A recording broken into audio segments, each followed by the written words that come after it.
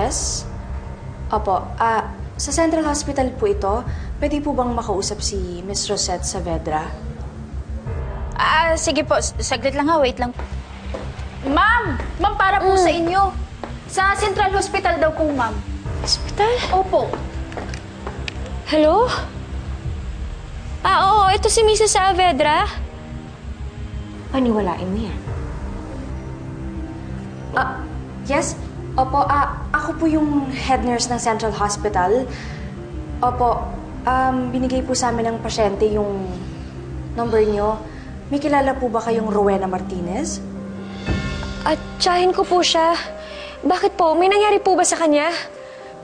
Naku, grabe! Sobra! Huwag kang masyadong exage. Baka mahalata ka. Ano pong nangyari sa tsahin ko? Naku!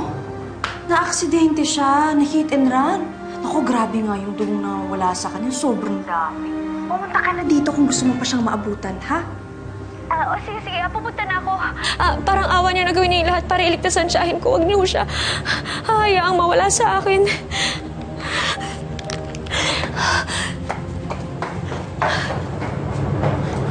Ma'am, gusto niyo po ba mapasunurin ko po si Sir Homer? Napuntahan po kayo sa ospital pagdating niya po dito sa bahay, ma'am? Hindi pwedeng malaman ng sir mo kung saan ako pupunta.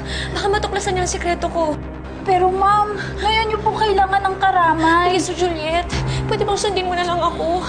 At saka, pagdasal mo na lang yung kalagayan ng tsahin ko.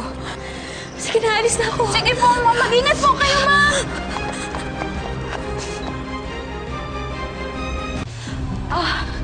Miss, dito ba naka-confine si Rowena Martinez? Ano po kayo ng pasyente?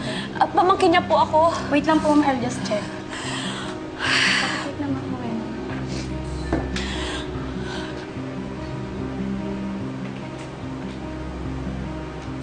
Ma'am, sorry po. Wala pong Rowena Martinez na naka-admit dito. Pero sabi sa akin, nandito daw siya sa ospital na to. Dinouble check ko na po, ma'am, pero wala po talaga. Baka po sa ibang ospital po naka-admit ang child.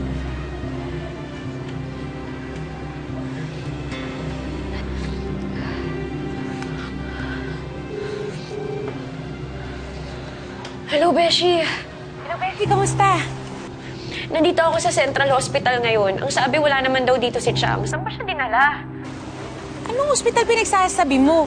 Nandito si Chang Dinang mo kasama ko. Ano? Hoy, Becky, baka nag-a-addict ka na dyan. Kung ano ini-imagine mo. Pausap na ako kay Chang. Sige.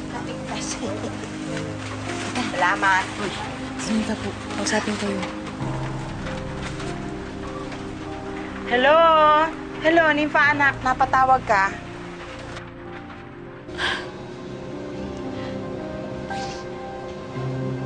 Wala po, Chang. Gusto ko lang po sabihin sa inyo na namimiss ko na po kayo. Ingatan niyo po yung sarili niyo at alagaan niyo po yung kalusugan niyo. Napaka-maalalahanin talaga nitong pamangking kong ito. Ikaw rin, mag-iingat ka, ha? Alam mo naman yung si Rosette na nandyan. Pag-iingatan mo at masama ang ugali niyan, salbahe ang taong yan. Palagi ka dapat maging alerto. Si Rosette.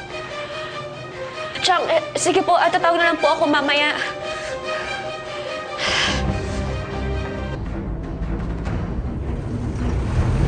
Ay, Diyos ko. May na to. Wala mo ba ibibilis ang takbo mo? Ha? Just shut up! Kailangan maunahan natin si Nympha sa mansyon bago siya makabalik. Diyos ko na. Ano to? Pumapaliw ka na ba? Ha? Diyos ko, hindi ka pwedeng mateki. Hindi mo ba namamayaran yung utang mo sa akin? There's no time to stop, Maureen. Ay!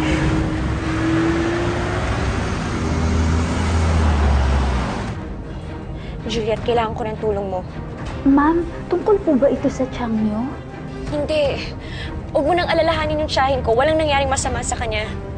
Baka na lang to lahat ni Rosette. Gusto niyang mapaalis ako ng mansyon para masalisihan ako. Ma'am, ibig pong sabihin, papunta na po ngayon rito si Ma'am Rosette? Oo. Kaya makinig ka mabuti sa akin. Ang gusto kong gawin mo, paalisin mo yung guard dun sa gate para pag dumating si Rosette, walang makakapasok.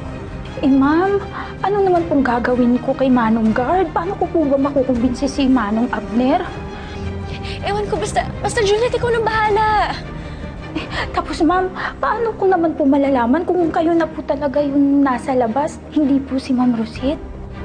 Magte-text ako sa'yo para alam mong ako yun. Kapag hindi ka nakatanggap ng text, ibig sabihin na unahan na ako ni Rosette. Sige po ma'am, pero ma'am, bilisan niyo po ha. Hindi po kasi talaga ako sure hanggang kailan ko po mapipigilan si Ma'am Rosette. Salamat, Juliet.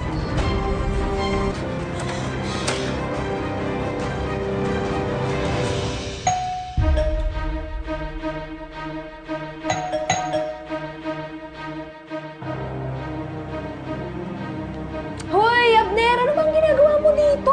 Kanina pa may nagdodoorbell sa labas. Pinapunta kasi ako dito ni Juliet. May problema daw tong rep. Nung tingnan ko, maayos naman. Nasaan si Juliet? Nagpaiwan doon sa labas. Ay, naku, ano ba yan? Ay, saglit! Kanina pa may nagdodoorbell sa labas. Ano ka ba? Rizal, hindi niyo pwedeng buksan yan. Kasi hindi naman talaga importanteng tayo nasa labas. Actually, nagbebenta lang yun ng mga DVD. Ay, paano mo alam bakit manghuhula ka ba? Basta hindi niyo pwedeng buksan. Kailangan kong bumalik sa pwesto ko, Juliet. Baka mapagalitan ako ng mga amo. Ay, Manong Guard, mamaya ka na lang lumabas ha. Pwede din paalisin muna natin yung tao dun sa labas ha.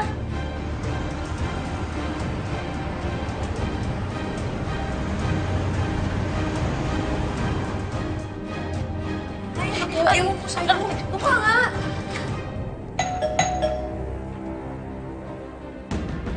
Ka dito.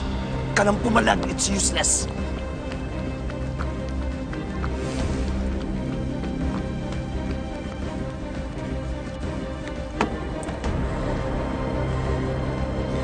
Diyos ko, sana naman hindi pa ako huli. Iwan mo ako! Walang hiya ka!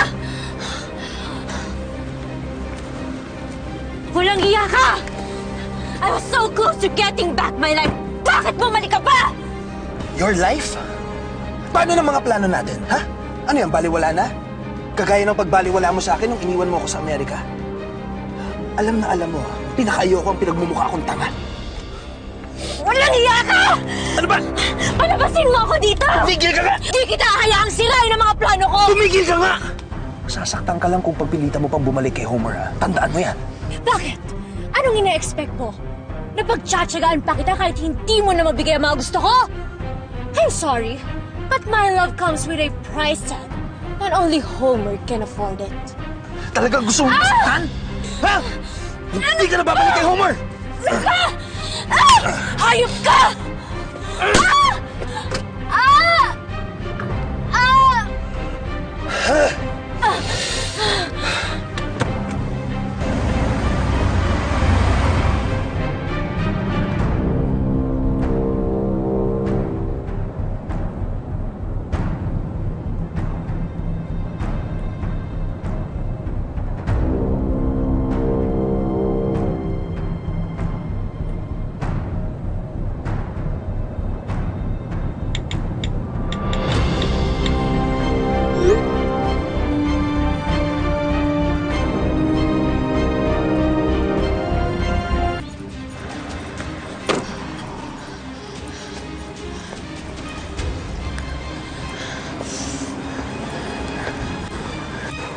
Juliet, nasan ka ba?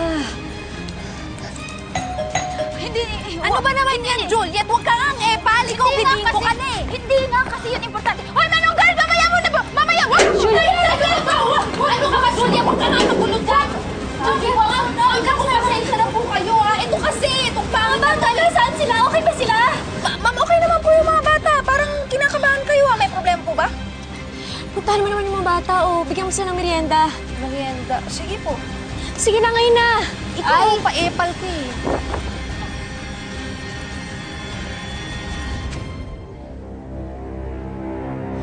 Ako to. Alam ko po, ma'am. Paano mo alam? Kasi ma'am, kung kayo po yung imitation na Ma'am Rosette, hindi niyo po hahanapin yung mga bata. In fairness, ma'am ha, you did it. Congrats!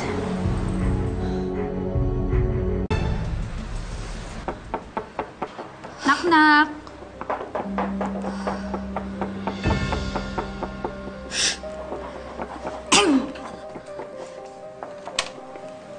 Juliet.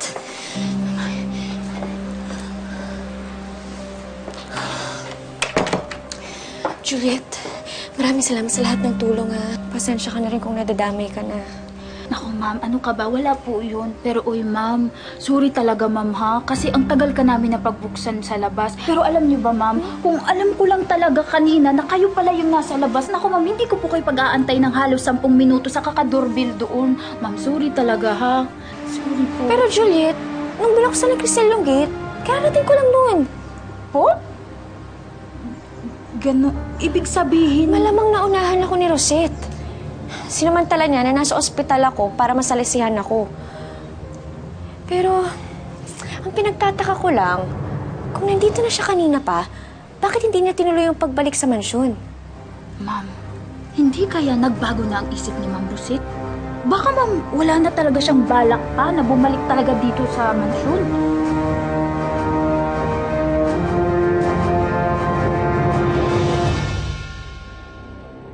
Tiwan mo ako! Ano ba? Hindi ako sa'yo! Masok na!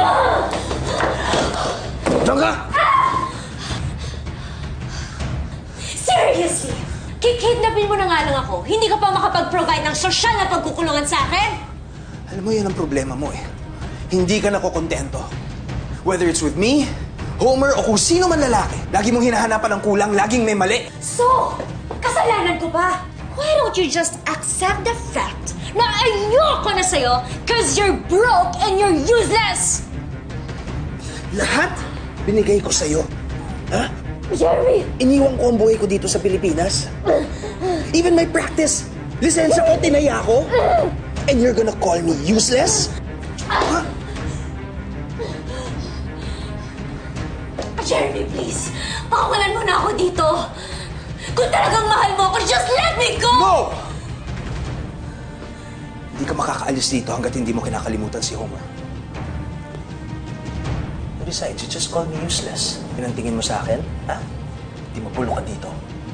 Pareho tayong dalawa maging useless. Sino pang tatawagan mo, ha? Ano ba? Akin! No! Pulo ka dyan! Jeremy! Jeremy, buksan mo to! Walang hiya ka!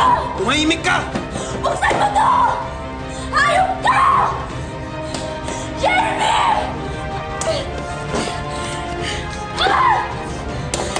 Jeremy, buksan mo to!